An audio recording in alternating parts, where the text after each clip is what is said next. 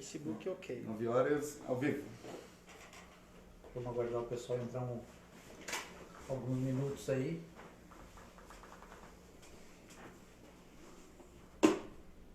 Eles vão...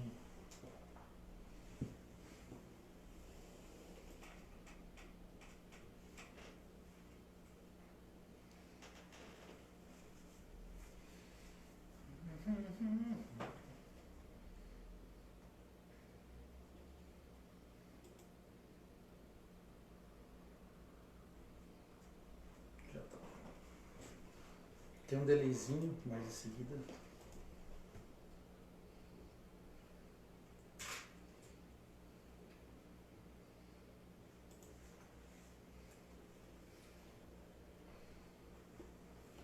Doutor, vou deixar Já vai deixar o Rogério aqui aí. pra ti. Aí depois, quando começar, o pessoal vai comentando aqui que pode dar sempre uma olhada, tá? Botei o Instagram aqui pra ti. Beleza. Beleza? Daí é só alternar as aulas. Aí, Renan Mas tu deixou o Redemil, Instagram? grande aluno, Ah, daí pode grande mexer o Instagram. médico Facebook. Tubarão. Beleza. Já vai entrando o pessoal aí. É o Renan. Renan Redemil, doutora Grazi. Doutora Vanessa, aqui Carla, a minha esposa, quantidade de pessoas aqui no Instagram Tá, e o Facebook aqui. A hora que quiser começar, fica à vontade. tá joia. Comentários, né? Uhum. Só volta ali naqueles dados lá da... Só um instante. Pessoal, aqui, doutor, também. Vai lá, Pode já acompanhando vai aqui, vendo. dando boa noite. Já tá dando... Pode dar play, já temos 50 pessoas. Já? E Bem, hoje, dia 22 de abril, são 21 horas 2 minutos de uma quarta-feira. A gente se encontra aqui no estúdio da Luri Marketing para falar hoje novamente sobre o coronavírus. Inicialmente eu vou dar alguns dados aqui, dados do Brasil, Santa Catarina e de Tubarão. Hoje no Brasil a gente tem 45.757 casos de coronavírus, com 2.906 mortes, infelizmente. Vamos aos dados aqui de Santa Catarina, e depois a gente vai ter algumas perguntas aí. A gente tem em Santa Catarina 1.091 casos confirmados da doença e 37 mortes. E finalmente aqui na cidade de Tubarão, a gente tem 67 casos confirmados, temos 18 suspeitos, em monitoramento 263, negativos 289, infelizmente 2 óbitos, e um dado muito importante aqui, 47 pacientes curados. Em enfermaria, atualmente, 7 pacientes, né? Em UTI, 6 casos positivos e 4 casos aguardando resultado. Então esses são os dados de Tubarão. Hoje, né, gostaria já inicialmente de agradecer aqui a presença do Dr. Rogério, né, que é um nome respeitado aqui no sul de Santa Catarina e em todo, eu acredito que em todo, né, o Brasil, pelo menos pela classe médica, um grande profissional, um profissional de extremo gabarito, competência, responsabilidade e também uma pessoa, né, de excelente coração, que a gente sabe que de vez em quando a gente está precisando dele e ele, como todos os infectologistas, nunca deixaram de atender e independente, sendo paciente SUS ou particular, sempre podendo ajudar a classe médica, porque a gente também precisa de muita ajuda, tem muita dúvida e o Rogério, né, sabe muito, né? A gente, todos que conhecem ele sabem disso aí. Então eu sei que ele é um cara muito ocupado, tem muito trabalho e está com um peso grande sobre as costas dele, porque ele está além atendendo a Prefeitura Municipal, o Hospital Nossa Senhora da Conceição, a Clínica Provida, o Hospital Socimed, né? Instituições de extrema importância nesse momento. Então, Rogério, gostaria inicialmente de agradecer do coração a tua presença aqui e te desejar uma boa noite, né? E nós temos hoje aí várias perguntas, né? O pessoal do Facebook, o pessoal do Instagram, já pedi para o pessoal, se puder, compartilhar, né? E queria deixar primeiro as tuas considerações iniciais sobre o assunto.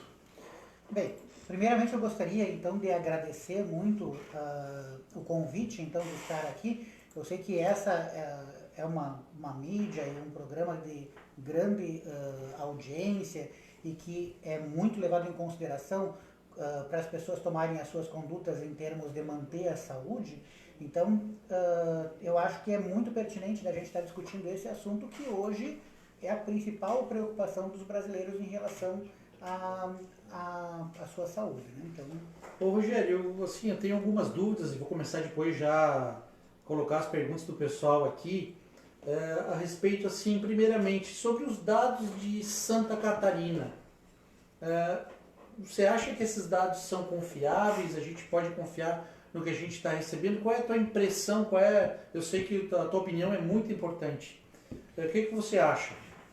Então, quando a gente olha para esses dados em termos de Santa Catarina, não posso afirmar que no Brasil inteiro aconteça isso, mas a gente tem que levar em consideração de que existem determinados sistemas pelos quais é feito o monitoramento da ocorrência do coronavírus. Então, tem 3 principais sistemas, que são o eSUS, onde as pessoas das vigilâncias epidemiológicas digitam os dados relativos aos casos de gripe, que são aqueles casos que não são graves. Tem o CIVEP Gripe, que é onde são colocados os dados, também é um sistema eletrônico, né, onde são colocados os dados, então, de síndrome respiratória aguda grave, que são aqueles pacientes que internam ou vão para as unidades de terapia intensiva. E nós temos um outro banco de dados que é dos exames laboratoriais, que ele é dado pelo LACEN. Mas, no entanto, hoje o LACEN já não é o único laboratório a fazer diagnóstico de Covid-19. Inclusive, dentro das definições de casos confirmados nos outros sistemas, são considerados também os casos que foram feitos em laboratórios particulares, né, e os casos que foram feitos, os diagnósticos através do teste rápido. Então, lá dentro desses sistemas, o eSUS e o CIVEP Gripe, você vai ter todos esses casos digitados. Só que demora-se muito para dar um desfecho, para dizer, ali colocar naquele banco de dados se o caso foi positivo ou foi negativo. Então, isso acaba levando muito tempo. Então, por causa disso, acredito que a Secretaria da Saúde acaba colocando dados que são do LACEN. Quer dizer, só os exames positivos do LACEN. Então, eles não correspondem hoje à maior parte dos casos. Muitos municípios, vocês devem ter ouvido falar da questão de Sangão, por exemplo, da questão de Braço do Norte, que eles têm um grande número de casos que foram detectados pelos laboratórios particulares. Tubarão não poderia ser diferente. Tubarão hoje, se pegar pelos dados que nós temos da Secretaria de Saúde, dos exames positivos do LACEN, associado aos exames da Secretaria de Saúde, nós tínhamos pela manhã 65 casos. E os casos que estavam notificados no estado eram 33.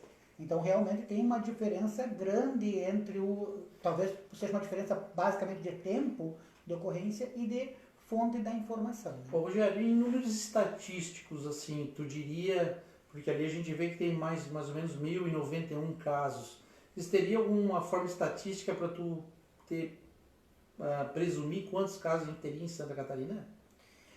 Então, se nós tivéssemos os números corretos ali de dados confirmados, nós talvez pudéssemos dizer exatamente poderíamos ter uma fórmula mais exata para dizer isso. Agora, se a gente pegar, por exemplo, Tubarão, 65 casos, a gente sabe que esses casos detectados correspondem a 7 a 10% do total de casos.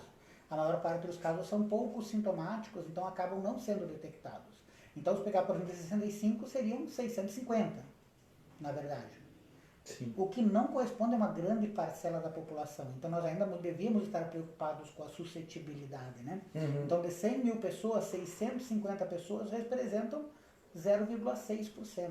Então, esse é o número de pessoas imunes. Uhum. Hoje que a gente poderia contar que eles estão em Tubarão. Uhum. Então, eu acho que a gente ainda deveria estar preocupado com a questão de não se expor muito ao coronavírus, porque provavelmente a gente não seja imune. Sim.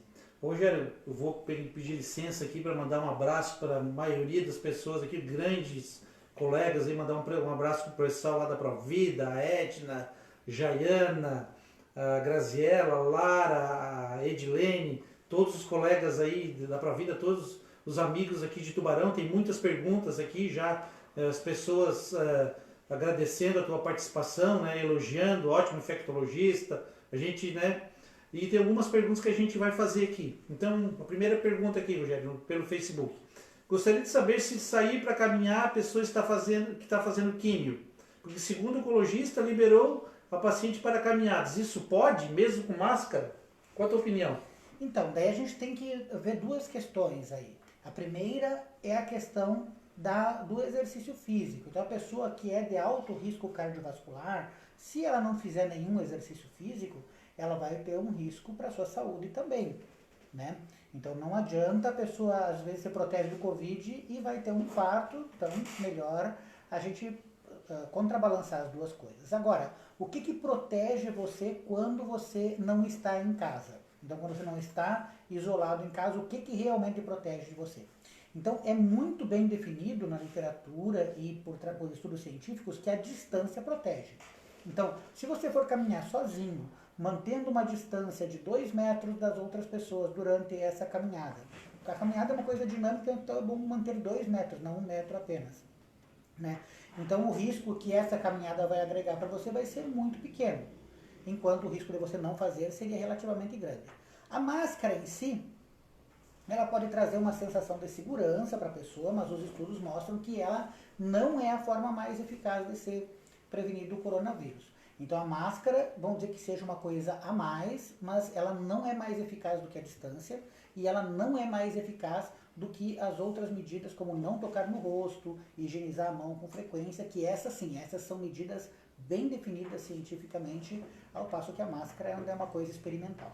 Pegando uma pergunta aqui do nosso colega, o doutor Adalberto, quem eu já mando um grande abraço aí, grande cirurgião pediátrico aqui da cidade. Boa noite. Ele coloca, como explicar a baixa taxa de ocupação hospitalar em Santa Catarina, Rogério? Então, essa é uma pergunta fácil. Então, o que acontece? Nós temos um vírus que ele tem uma taxa de infecção, quando tudo está ocorrendo normalmente, de cerca de 2,75 pessoas por pessoa infectada. Ou seja, se eu peguei o coronavírus, provavelmente eu vou transmitir para quase 3 pessoas, ou 3 pessoas. Então, na prática, vamos dizer que seja 3 pessoas. Só que, quando as pessoas deixam de ter contato entre si, naturalmente elas não vão mais transmitir para 3 pessoas. Hoje a taxa de transmissão em Santa Catarina é cerca de 1,5 por pessoa. Ou seja, você pegar o crescimento dos casos, você teria somente uma taxa de infecção de 1,5 para cada pessoa, o que é uma taxa de crescimento extremamente baixa, uma das mais baixas do Brasil.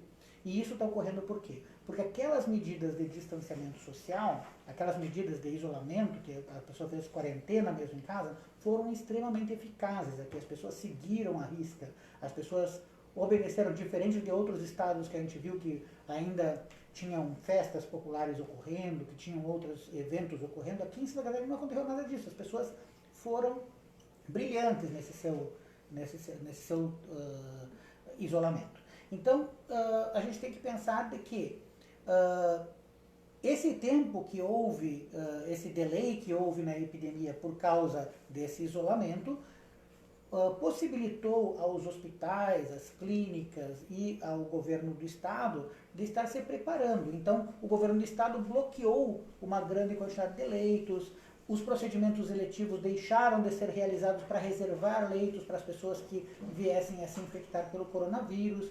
E agora, nessa situação que a gente está, a gente pode ter uma taxa de transmissão um pouco mais alta que o sistema de saúde vai aguentar. Claro, não podemos voltar a ter uma taxa de 3, porque daí não tem sistema de saúde que aguente.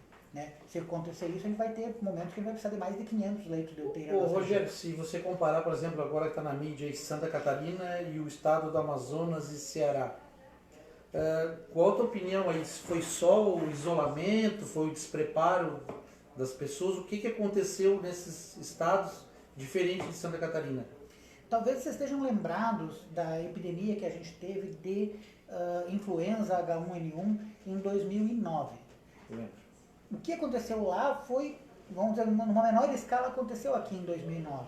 As pessoas da vigilância epidemiológica, nós mesmos, os médicos do hospital, só fomos perceber que nós estávamos com um grande surto de H1N1 aqui em Tubarão, depois que já haviam muitos casos. Por quê? Porque o estado ele estava naquela fase de que não haviam casos autóctones, só haviam casos importados. Então só se fazia exame dos pacientes que vinham de fora. E se pensar assim, Amazonas, Ceará, são locais que vem muita gente de fora. Então, eventualmente, eles podem ter sofrido infecções trazidas de outros locais e isso ter se espalhado de uma maneira desproporcional sem que eles percebessem. Talvez eles demoraram para fazer o isolamento e agora, quando fizeram, perderam o controle. Seria isso, mais ou menos? Não, porque uma coisa é quando você percebe que tem caso e não faz o isolamento. E outra coisa é quando você não percebe que tem caso. O caso do Ceará, eu acredito que eles realmente não perceberam que estavam tendo um grande surto num bairro específico lá e isso acabou se tornando incontrolável com o passar do tempo. Tem uma pergunta aqui do Instagram, grande abraço aí para o Dr. Renan, cirurgião vascular, angiologista aqui, um dos nomes aqui da nossa região, de renome, um jovem que foi nosso aluno e hoje é um brilhante médico aqui da cidade. Grande abraço para ele. Ele pergunta para você, Rogério, gostaria de saber a opinião do Dr. Rogério sobre os isolamentos vertical e horizontal. Então, tem duas formas da gente fazer então essa quarentena, que seria uma forma vertical e uma forma horizontal. Numa forma, toda a população ficaria em casa, menos os serviços essenciais, e na outra forma, apenas as pessoas de risco ficariam em casa. As duas coisas podem ser úteis, mas em momentos distintos da epidemia. Por exemplo, vamos imaginar que aqui na nossa cidade a gente tivesse poucos casos de coronavírus, mas que a gente não tivesse preparado leitos de UTI suficientes, que a gente não tivesse capacitado equipes suficientes, que a gente não tivesse, eventualmente, estabelecido mecanismos para as pessoas fazerem diagnóstico e tratamento da doença. Então é melhor fazer, nesse caso, só pegar e isolar as pessoas que são de alto risco ou que a gente realmente freie a epidemia um pouco até a gente conseguir ter um pouco mais de capacidade de atendimento. Nesse caso é melhor frear. Foi o que foi feito, então, num primeiro momento dessa epidemia. E foi feito com bastante êxito nesse sentido. Agora, num segundo momento em que as pessoas estão voltando ao trabalho, tomando todos os cuidados necessários, porque mesmo se a gente voltar ao trabalho e não tiver os cuidados para diminuir a transmissão no nosso trabalho, a epidemia pode se espalhar rapidamente, ainda assim as pessoas que são de alto risco não vão poder se expor. Então é necessário de toda forma que essas pessoas de alto risco, pessoas idosas, gestantes, pessoas que são aquelas puérperas até 2 meses depois de ganhar o nenê, aquelas pessoas que têm doenças crônicas, doenças cardíacas, diabetes, doenças pulmonares, essas pessoas não podem voltar ao trabalho normalmente porque elas estão trabalhando, elas estão se expondo ao risco de contrair o coronavírus e essas pessoas têm uma alta mortalidade. Então, são estratégias que são úteis em diferentes momentos de preparação para a epidemia e durante a epidemia. Se a gente vê aqui algumas perguntas aí, gostaria de agradecer a pergunta da Silvana, né? Ela coloca assim, ó, daqui a quanto tempo vamos ver o resultado desse relaxamento social? Já que aqui em Tubarão tem muita gente que não está usando a máscara, né? Então, esse é o grande problema. Na verdade, tem muita gente que está colocando muita fé nessa questão da máscara.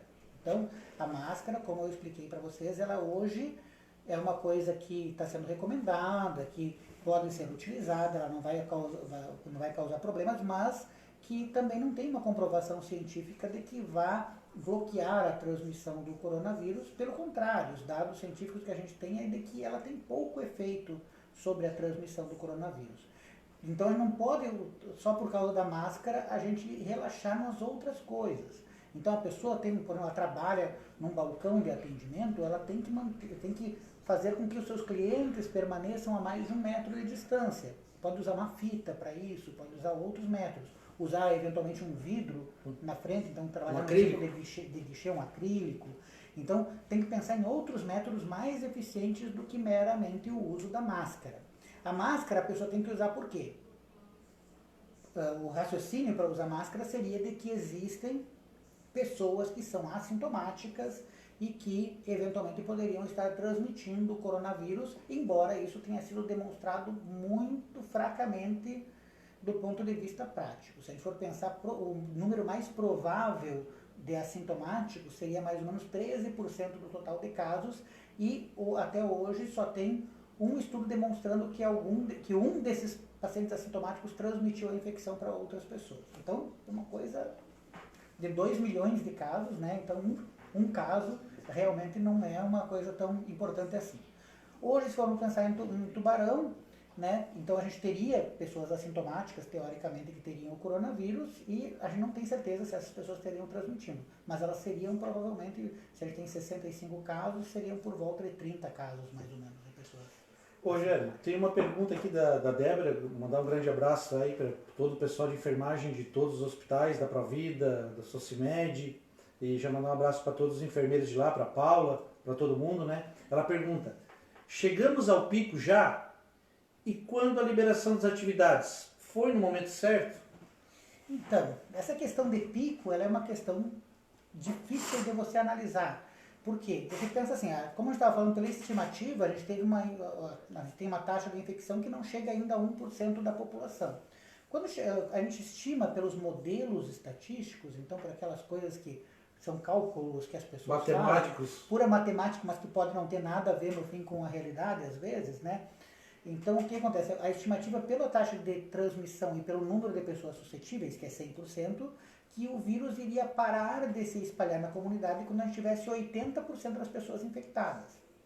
Se a gente tivesse uma velocidade de transmissão como ela é in natura, vamos dizer assim, sem a gente fazer nada, todo mundo se abraçando, se beijando, cumprimentando, apertando a mão, a gente teria 3 casos para cada pessoa infectada. Então haveria um momento, e esses 3 casos ocorreriam por volta de 5 dias. Então teria um momento em que a gente teria lá, por exemplo, 50% das pessoas infectadas e 5 dias depois a gente teria mais 20% das pessoas infectadas. Quer dizer, num determinado momento haveria um crescimento tão exponencial em um período de 5 dias que sobrecarregaria o sistema de saúde. E esse é o grande problema, esse é o grande perigo dessa questão que o pessoal fala do pico. E por isso que a gente fala em achatar a curva, fazer com que o vírus tenha uma taxa de transmissão menor de uma pessoa para outra, para que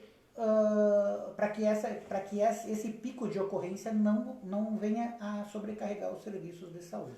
Então hoje não chegamos de maneira nenhuma, não chegamos no pico, né? Na verdade nós estamos muito no início ainda da epidemia. Muito no início. Tu teria, pela tua experiência, tudo isso aí, uma previsão, Rogério, assim, de quando... Porque essa é uma pergunta que todo mundo quer saber, né? Quem tiver essa resposta, né? Mas acho que é uma pergunta pela tua experiência e pela tua sabedoria. Tu teria poderia estimar, dizer qual seria o término dessa... Então, esse é um grande problema. Quem responder essa pergunta... As pessoas podem ficar desanimadas com isso, mas vamos dizer assim, é uma questão matemática. Então, se você mantivesse aquela questão natural, considerando o primeiro caso que a gente teve, o pico da epidemia começariam a diminuir, então, os casos a partir da primeira semana de maio. Como você tem uma diminuição da velocidade da epidemia, praticamente a gente está tendo metade da velocidade da epidemia do que ela teria normalmente, né? Vamos dizer que a gente mantivesse essa transmissão de 1,5 pessoas, a gente provavelmente vai ter o pico lá para meio de junho, mais ou menos. Isso é ruim? Não, isso é ótimo. Na verdade, quanto mais a gente conseguir achatar essa curva, ou seja, quanto mais tempo levar para todos esses casos ocorrerem, mais os serviços de saúde vão poder absorver. E daí a gente tem que botar na balança as duas coisas, né? Quer dizer, a produção, a questão das outras doenças, que as pessoas também precisam se tratar, etc. Né?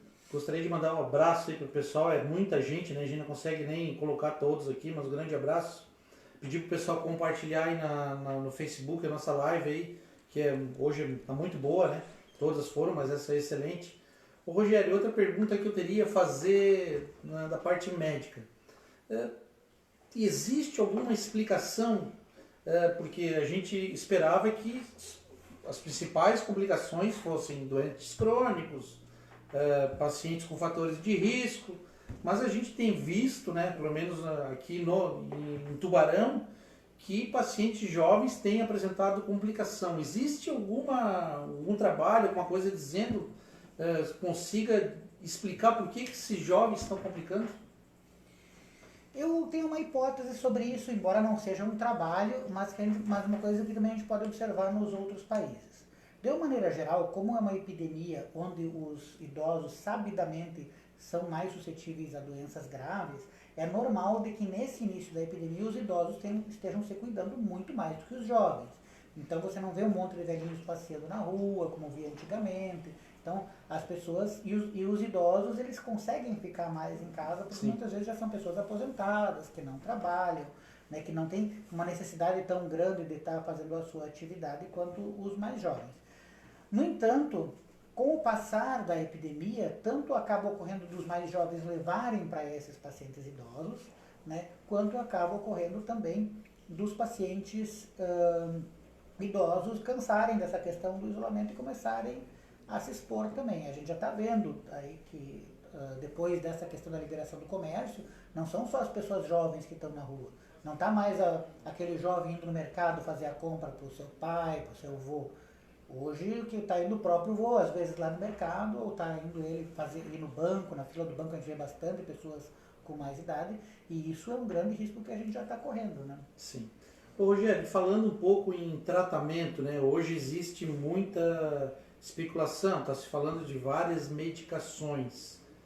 Atualmente, hoje, eu sei que a gente tem que falar dia a dia, 22 de abril de 2020, existe alguma medicação promissora? Tu acha que a cloroquina, a anita, porque hoje se fala em muita coisa, né? Qual a tua expectativa com relação a isso?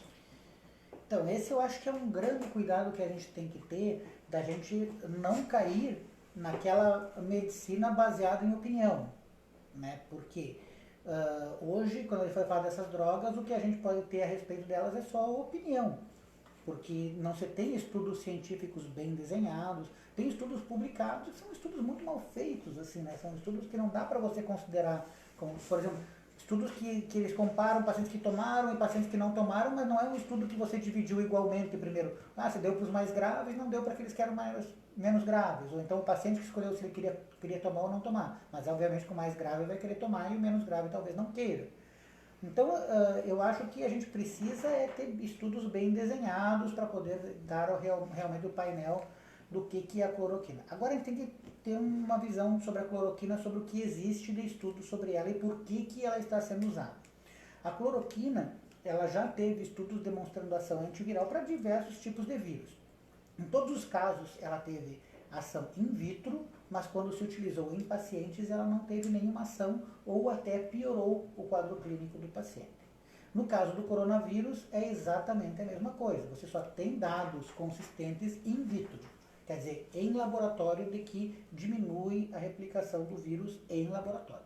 Sim. Então, a gente teria normalmente que esperar os estudos clínicos, que é estudos feitos com pacientes, para a gente liberar. O problema é que já tem muitos pacientes, então a gente quer ter alguma coisa disponível para tratar. Né? Mas o negócio... Alguma coisa que possa interferir com o vírus. Eu acho assim que sim, claro, tem que individualizar cada paciente, mas se fosse uma droga... de senso comum, tivesse uma unanimidade, a maioria dos centros já teriam recomendado só usar cloroquina, e todo mundo é muito cauteloso, né? Ninguém vai na televisão e diz, não, use a cloroquina desde o primeiro dia. Então hoje a gente vê que todo mundo tem um pouco de receio em falar, porque é uma coisa muito temerosa. Você diz, não, olha, a cloroquina é salvação, e aí todo mundo vai relaxar e sabe que tem a cloroquina. E então, essa é a minha preocupação, minha dúvida. Tem umas considerações que a gente tem que ter na hora de usar a cloroquina. Uma delas é assim, a cloroquina pode dar arritmias cardíacas. Então aquele paciente já tem uma insuficiência cardíaca, já tem uma arritmia, já tem um problema cardíaco de base, ou quando a doença COVID está causando problemas cardíacos, que 10% dos casos a COVID causa problemas no coração, né? Então, nós temos que pensar se esse paciente realmente seria um candidato a tomar cloroquina, porque ele vai ter um risco maior, né? E a anita, Rogério? A nitoxazamida, né? Esse ainda não tem nada de consistente, realmente. Eu acho que é uma coisa que realmente teve um ministro que fez um certo auê sobre isso aí, né? Mas hoje está muito comum, né? Qualquer coisinha que aparece na... Estão politizando também. Estão politizando muito, né, essa questão das medicações. Uma pergunta aqui importante, aqui, mandar um agradecimento ao pessoal do Facebook, Cláudia, Rosângela, Rodrigo, grande abraço a todo mundo aí. O Rodrigo Vec aí. Tá? Isso, tá aí, um grande... Um abraço, Rodrigo. Um abraço para você, Rodrigo, teu também, pai. Um grande abraço. A Francine pergunta aqui, ó. O que vocês pensam da volta às aulas para as crianças, que apesar de não estarem no grupo de risco, são vistas como potenciais transmissoras do vírus? Excelente pergunta aí, Francine. Muito bom, abraços. Então, esse é um problema em relação a todos os vírus respiratórios, né? As crianças, pelo próprio comportamento delas e pelo fato de que quando elas têm uma infecção respiratória, elas ficam muito mais exudativas, elas têm coriza, outras coisas, e elas não têm um hábito de higiene tão bom, ainda desenvolvido, além de ter aquele costume de levar as coisas na boca, e a saliva é um grande fator de infecção, no caso das infecções respiratórias, elas são consideradas estratégicas na questão de reduzir a transmissão, tanto do influenza quanto do coronavírus. Então, essa questão de suspender as aulas é realmente talvez mais importante ainda do que aquela questão do isolamento para todas as pessoas, né? A gente vê que tem muitas mães, né, pais que estão assim, às vezes até um pouco revoltados, né, com a suspensão das aulas, mas acho que é uma coisa que funcionou e está funcionando, né? E a gente sabe que é ruim por um certo ponto, mas assim uma proteção muito grande. Eu acho que vai ser um grande ganho para a educação esse período que a gente ficou sem aulas presenciais, Sim. porque ela está trazendo à tona todos os recursos que existem em termos de tecnologia que a gente poderia estar utilizando para a educação e que até então, muitas vezes por comodidade porque a pessoa realmente não sabia utilizar até então, não usava. E agora está tendo que utilizar, então isso não vai se perder depois Nunca. quando voltar. O Rodrigo faz uma pergunta aqui. Independente de quarentena ou liberação flexível, a estrutura hospitalar de Tubarão como um todo está preparada? Sim, os hospitais de Tubarão foram muito precoces, então nessa preparação, tanto o Hospital Nossa Senhora da Conceição, o Hospital Socimed, a própria Clínica Provida, que tem um plano de contingência em que em algum momento, se for necessário, ainda pode abrir leitos de internação ali durante essa epidemia. Então tudo isso foi muito bem planejado para as diferentes fases da epidemia, né? É claro que vamos dizer, se ocorrer o pior, de você ter realmente um grande número de casos de forma descontrolada, não existe sistema de saúde que suporte. Nova York não suportou. Né? Em Nova York, se imagina a diferença do sistema de saúde de Nova York para o sistema de saúde de qualquer cidade do Brasil. Né? Então, se Nova York não teve leitos suficientes para suportar isso, então, assim, vai de cada um fazer seu papel. O público em geral fazendo a sua parte, evitando a transmissão descontrolada do vírus, e os profissionais de saúde que estão fazendo a sua parte em termos de preparação. Então, hoje existem equipes preparadas para atender, existem os hospitais que estão muito bem preparados e com leitos separados para fazer esse atendimento, as clínicas que já têm todo um processo desenhado para como vão fazer o atendimento numa época de crise. Então, isso eu acho que vai ser uma coisa que, mesmo que aumente o número de casos, a gente vai conseguir absorver. Eu acho que, assim, a minha opinião é que o mundo, qualquer lugar, nunca mais vai ser o mesmo, né? A gente aprendeu, tá aprendendo, vai aprender e vai ficar uma lição para daqui para frente a gente ter muito cuidado, né, com a transmissão das doenças, né? Uhum. Então, eu acho que isso aí é uma coisa importante que nunca mais vai sair, né? Gostaria, assim, importante hoje também falar dos canais de comunicação, né? Tanto canais de comunicação da prefeitura, canais de comunicação sobre a doença, canais confiáveis. Hoje a gente não pode, né, cair em fake news, então tá atento aonde a gente vai buscar informações confiáveis, de preferência aparecendo as pessoas que informam. Eu acho que qualquer coisa que é falada, mas não tem a imagem do profissional, é muito complicado. Então hoje procure se informar com locais onde tem uma confiabilidade. Prefeitura Municipal, Hospital Nossa Senhora da Conceição, Socimed, o Complexo Provida, isso é muito importante. A gente vê muito hoje problema de desencontro de informação. Então por isso que às vezes essa live, trazendo pessoas que já conhecem muito sobre a doença e falando, né, a gente vai ver, tem muita pergunta às vezes que é repetida aqui. Então a gente, né, o pessoal já assistindo a live vai ter muita resposta para isso aí. Outra coisa, Rogério, assim, que eu te perguntaria sobre as vacinas, né? Hoje, a vacina da influenza, os pacientes que têm condições, têm a oportunidade de fazer a vacina, tu recomendaria vacinar? Porque a gente, a meu ver, aquele paciente que é vacinado, a gente já vai ter uma certa tranquilidade em talvez afastar o H1N1. E eu acho que daqui à frente vai esfriar e a gente vai ter um pouco vai ter mais doentes. Né? Sem dúvida. Todo ano o influenza bota pessoas nas nossas UTIs. E se a gente puder evitar esse ano de ter mais pessoas doentes, mais pessoas internadas, e evitar essa questão de ser um diagnóstico muito parecido com o vírus influenza, né, o SARS-CoV-2, então a gente realmente teria uma indicação a mais para a gente fazer a vacina influenza nessa nossa situação. Então aqueles que tiver a oportunidade, né, falando nisso aí, né, a gente não pode, cada um deles com as suas condições, né, mas ter cuidado. O Kleber aqui manda os parabéns a todos aqui e perguntando para o Rogério qual a opinião em relação às academias, já que os aparelhos são usados por várias pessoas, mesmo sendo higienizados. Qual é a tua opinião?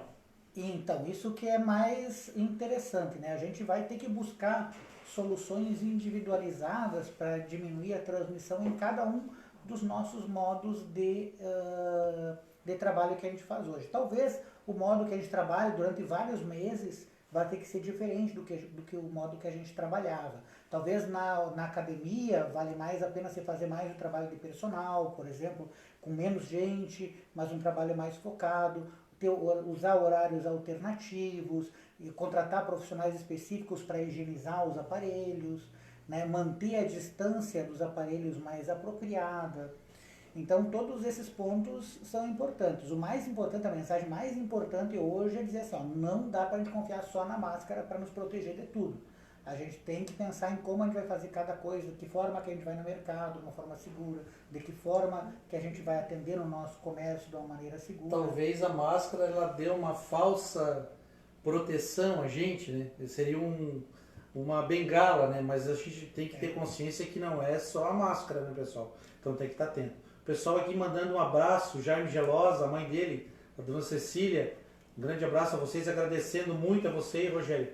Né? E a gente sabe que você participou aí do tratamento deles, então, mandando um grande abraço. Um grande abraço para vocês também. A Débora coloca, né, que no momento ainda a gente não tem mais a vacina lá no complexo, né, mas a tendência agora é de a gente começar não só no Complexo Médico Provida, na Socimed, na própria prefeitura, isso aí tudo está sendo, né, dimensionado, mas a tendência, o pessoal se vacinou, né, Rogério? Sim. Muito mais do que, acho que foi um lado bom, que o pessoal se vacinou muito mais do que, o pessoal estava meio tranquilo, o H1N1 não existe mais, tá aí, mas, né, então... Eu achei bonito de ver a vacinação aqui em Tubarão esse ano, a organização das pessoas que realmente se mantiveram à distância de 2 metros durante o período da vacinação, todos bem tranquilos, aquela fila até estava meio grande assim, mas as pessoas todas respeitando, e eu acho que é a mesma coisa que nós temos que manter esse costume agora durante esses meses, que pode ser que sejam 6 meses, pode ser que seja até mais de 6 meses que a gente vai ter que manter esse distanciamento social, então nós vamos ter que criar esses novos costumes, né? Então a vacinação foi um grande exemplo disso. O pessoal respondendo aqui, um grande abraço para a Mônica aí, para o pessoal, para a Silvana, e que colocando que a vacina antigripal vai chegar na Provida, ele vai ser informado nas redes sociais, né, para quem tiver condição de fazer na rede privada. E a prefeitura é a mesma coisa, eu tenho certeza, né?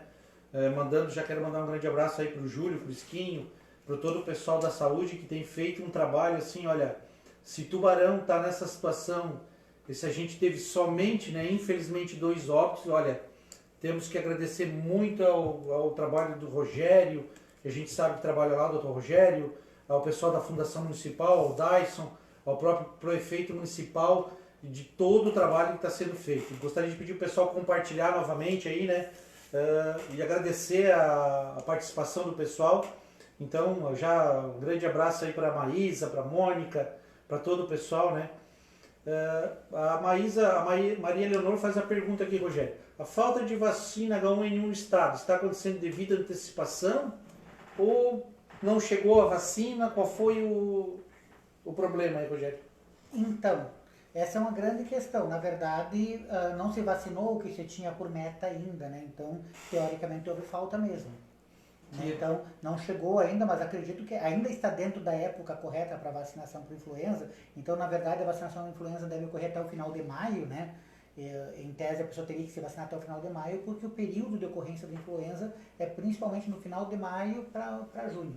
A duração da vacina é mais ou menos 4 meses, o efeito dela, então não dá para fazer nem muito antes e nem dá para fazer depois do tempo, né? Que daí não vai funcionar. Uma coisa assim, muito importante que eu pude vivenciar, e falando um pouco lá da Provida, foi de um trabalho que foi feito por toda a equipe lá de imunização da Maísa, e quem eu gostaria de agradecer e fazer um levantamento de todas as vacinas dos profissionais.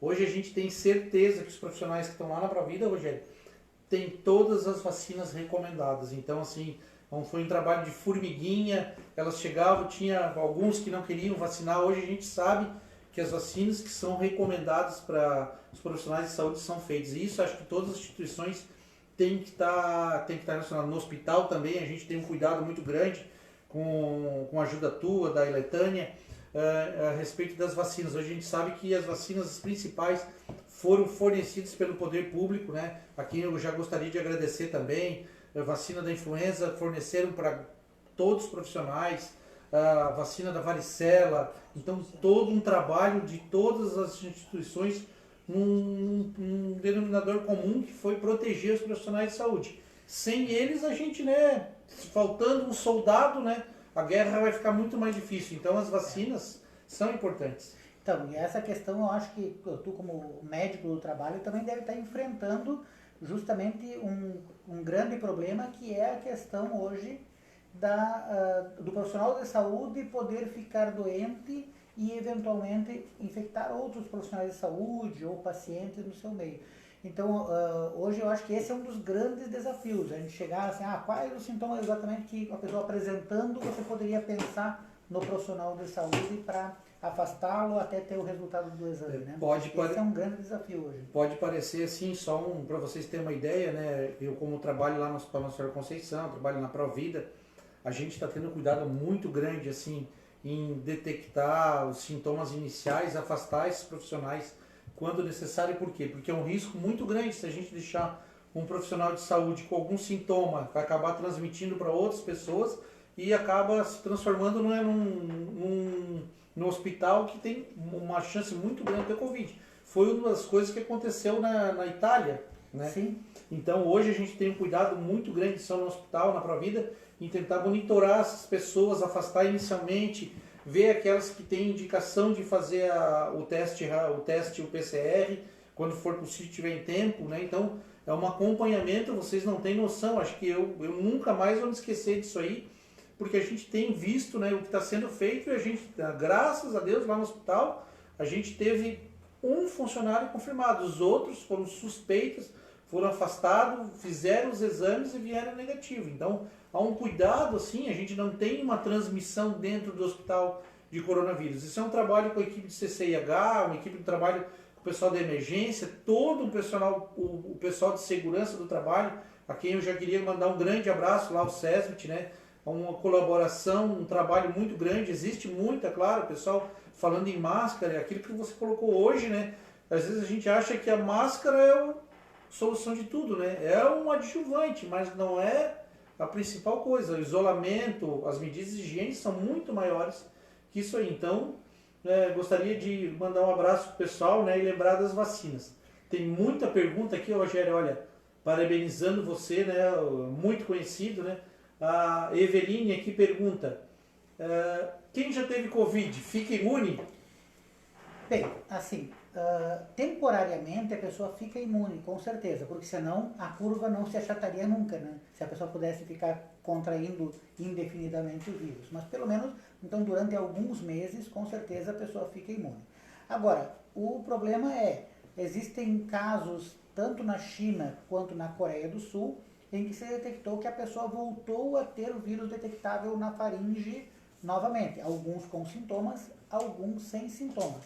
Isso em estudos que fizeram monitoramento desses pacientes. Então, acredita-se que em alguns casos a pessoa pode voltar a contrair o coronavírus, né? E nem sempre nesses casos ela vai se manifestar de uma forma sintomática. Existe uma pergunta, não sei se tu pode ajudar a responder, que a gente vai vendo diariamente. Qual a situação hoje da UTI provavelmente do Hospital Nossa Senhora da Conceição em Tubarão. Bem, esse é um ponto que eu acho que é muito importante a gente comentar, porque houve uma grande mudança, então, nas rotinas da UTI desses hospitais e que levaram tempo para os profissionais das próprias UTIs absorverem. Então, tiveram que ser criadas barreiras para o atendimento, fluxo de ar, teve que ser feito uma série de adaptações físicas, e isso ocorreu tanto na UTI do Hospital Nossa Senhora da Conceição, quanto ocorreu também lá na Socimed. A Socimed também se preparou para essa epidemia, porque ela pode precisar dar o apoio também para os pacientes aqui em Tubarão. Então, naturalmente que quem está sofrendo mais o impacto hoje dessa epidemia são os profissionais lá do Hospital Nossa Senhora da Conceição. Como você mesmo disse no início ali, eles têm 10 pacientes hoje internados ali na área de isolamento para coronavírus. Esses profissionais, que são profissionais, assim que eu devo dizer que são profissionais excelentes ali, que hoje estão vivendo um período em que é uma grande responsabilidade sendo colocada sobre as costas dele. Vocês vêm aparecendo todo dia na TV ali, que são os nossos heróis, não sei o quê, mas você imagina a pessoa que está lá na frente, aquela responsabilidade toda das pessoas que estão depositando a responsabilidade nelas e também daqueles pacientes graves que estão lá internados e que ainda podem transmitir uma doença para eles que é potencialmente fatal. Então vocês imaginam o que passa pela cabeça dessas pessoas. Então eu gostaria de mandar realmente um grande abraço para essas pessoas lá da UTI do Hospital Nossa Senhora da Conceição, a UTI do Hospital Socimed. Então o Vilto, que é o coordenador lá da UTI do Hospital Nossa Senhora da Conceição, o Eduardo Godinho, que é o coordenador da Socimed, e todos os outros intensivistas que a gente vê que têm seguido as normas, a risca ali, que tem sido um grande apoio e que vão ainda ser de grande valia durante esse período dessa pandemia. Rogério, analisando, né, você estando de frente com um paciente lá com Covid, um paciente em ventilação mecânica, o risco de contaminação é muito alto. Basta ver em outros estados aí a quantidade de profissionais afastados, né? A gente pode colocar aqui, eu posso responder hoje pelo Hospital Nossa Senhora da Conceição e pelo Hospital, pelo Complexo Médico Provida, o cuidado que a gente está tendo, não tivemos assim nenhuma complicação, graças a Deus aí, com os profissionais de saúde, né? Por quê? Porque eles estão tendo cuidado. Eu acho que hoje, se não tivesse o cuidado, os equipamentos que são dados sendo de maneira bem utilizada, o respaldo técnico, né, do pessoal da CCIH, a tua assessoria também lá no Complexo Médico Provida, na Socimed, eu sei que também um grande trabalho, eu acho que a gente não teria esse resultado. Eu acho que assim, isso aí não caiu do céu. Claro que tem forças ajudando, mas assim, cada um fazendo a sua parte, né, é muito importante. O pessoal mandando um abraço aí, é difícil, tem muita gente vendo aí, pedir para o pessoal um grande abraço a todos, agradecer aos cumprimentos, a gente, né, é um instrumento aqui que está tentando ajudar. Tem muita pergunta aqui, né, o pessoal agradecendo as informações, né, agradecendo tudo isso aí, então tem muita pergunta. Olha aqui, o Alexandre coloca assim, Rogério, referente aos testes rápidos, qual a real sensibilidade do teste rápido? Então, o teste rápido, a diferença dele para outras sorologias, não é que ele não detecte os mesmos anticorpos, ele detecta o mesmo anticorpo, só que ele tem uma forma diferente de leitura. Então, isso acaba fazendo com que ele precise de um pouco mais de anticorpos para que ele tenha essa leitura. Os anticorpos, eles vão aumentando com o passar do tempo. Então, se eu tiver o coronavírus hoje e fizer o teste hoje, eu ainda não vou ter anticorpos, não vou ter a minha imunidade contra o coronavírus, que é o que é detectado nesses testes rápidos. Mas, depois de 7 dias da doença, eu já passo a ter uma certa quantidade de anticorpos que seja capaz de positivar esses exames. Esses exames só vão ter uma positividade realmente boa depois do 10º dia de doença.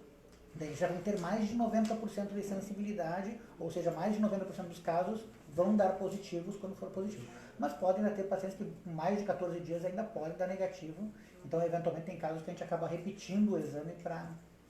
Mas só para ter uma ideia, o PCR, que é aquele que detecta diretamente o vírus na faringe, no nariz e na boca, né? ele tem 60% de sensibilidade. É menor do que, Sim. do que do teste rápido. Rogério, para a gente finalizar aqui, gostaria de que você emitisse a tua opinião sobre o que esperar aqui para o futuro para Tubarão, para o futuro do Brasil e para o futuro mundial aí. Qual a tua opinião? Eu sei que tem muita experiência aí. O que tu espera aí? O que passa na tua cabeça falando sobre o que vem aí pela frente, Rogério? Muito bem. Bem, antes, já que é a última pergunta, então vou dar um abraço para a Sandra, que me ligou mais cedo ali, dizendo que ia acompanhar a live, eu vi que ela está ali presente. A Cláudia também, que é uma grande amiga. E para as minhas filhas, a Laura, a Sofia, minha esposa, a Simone, né? Que são pessoas que também eu sei que estão acompanhando. Imagina. Bem, o que eu espero então nesse período, vamos dizer assim, pós-coronavírus ou no final dessa crise de coronavírus depois que a gente tiver realmente essa epidemia? Eu espero que, assim, sendo o povo brasileiro um povo muito criativo e muito proativo também em relação às coisas, eu acho que essa vai ser uma grande oportunidade para nós nos reinventarmos. Todo período de crise ele nos tira daquela inércia que a gente vive normalmente. Então aquela pessoa que é um grande gênio que estava adormecido hoje, ela vai ter a oportunidade de se manifestar e de nos trazer grandes inovações e grandes conquistas que vão ser, com certeza, o que nós vamos observar nesse pós-crise. Bom, eu gostaria, finalizando aí, juntamente agradecer a tua presença, Rogério, que acho que foi, assim, de extrema importância, aprendi muita coisa aqui hoje, acho que foi de uma grande valia. Mandar um abraço para todo o pessoal da saúde, os profissionais de saúde, né? Eu sempre eles são realmente os nossos heróis, né? E então mandar um grande abraço e um agradecimento aqui de toda a população de Tubarão, do Brasil, de Santa Catarina, do mundo todo. Sem os profissionais, acho que independente de qualquer outra coisa, o nosso cenário seria bem diferente. Agradecer o que vocês fizeram por Tubarão, Rogério. Eu sei que a tua participação foi muito grande, isso aí. A gente só teve 2 óbitos, infelizmente, mas eu acho que seria muito pior se não tivesse a participação e empenho do pessoal CCH da infectologia. Então, acho que são grandes profissionais. Agradecer a Deus, né? A gente está aqui novamente. Mandar um grande beijo para minha família, para minha esposa Aline, para minha filha Maria Antônia, para minha filha Ana Laura, para meus familiares. Dizer que a gente vai estar aqui, né, enquanto for pedido de vocês, né, na semana que vem a gente está programado uma live com o Dr. Natan, que já confirmou a presença aqui, que vai falar um pouco da experiência dele do tratamento lá no hospital. Você está por trás disso aí todo, Rogério, então a gente sabe tudo que tem acontecido, então agradecer, né, a participação também do Natan, que vai estar aqui. Já temos programado depois uma live com o pessoal da psiquiatria, para falar um pouco sobre, né, hoje os efeitos colaterais do coronavírus, né, os transtornos de ansiedade, a depressão. Dizer a você aí que está tendo problema com o coronavírus, não só problema de saúde, mas problema emocional, problema financeiro, desemprego, né? Não desanime, a gente vai vencer isso aí. É aquilo que eu disse sempre, né? Eu prefiro ficar de havaiana e de bermuda e camiseta regata e tá vivo, do que, né, ter um desfecho. Então, o problema vai passar, a gente vai superar isso aí. Existe muita gente estudando, uma coisa que até vou falar aqui em off, mas eu tive olhando aí, diz que a Pfizer começou a testar uma vacina, uma vacina aí contra o coronavírus. Vamos esperar, né? Tem muita gente envolvida. Eu acho que daqui a pouco alguma coisa vai vir, alguma luz lá de cima, né? O nosso grande arquiteto lá, Deus, vai poder colocar alguma coisa aí, né, e mudar a história, né? A história ela já mudou, a gente vai ter que fazer diferente, mas vai acontecer alguma coisa com certeza. Tenha fé. Eu acho que um grande abraço e agradecer o convite do pessoal do Complexo Médico Provida, pessoal da Luri Marketing, né, e todo o pessoal envolvido aí. Um grande abraço a meus amigos, colegas, aqueles que a gente não conhece, mas que está aqui. Então, agradecer do fundo do coração, um grande beijo e vamos estar junto aí, se tudo correr tranquilamente, se Deus quiser, né? O nosso grande arquiteto aí tiver, se Deus desejar, na próxima live, na quarta-feira, a partir das 21 horas. Compartilhe com seus colegas, quem puder, e mande as imagens, né, porque isso é uma informação. Então, isso é uma grande conquista da gente. Então, um grande abraço a você, um grande beijo e boa noite.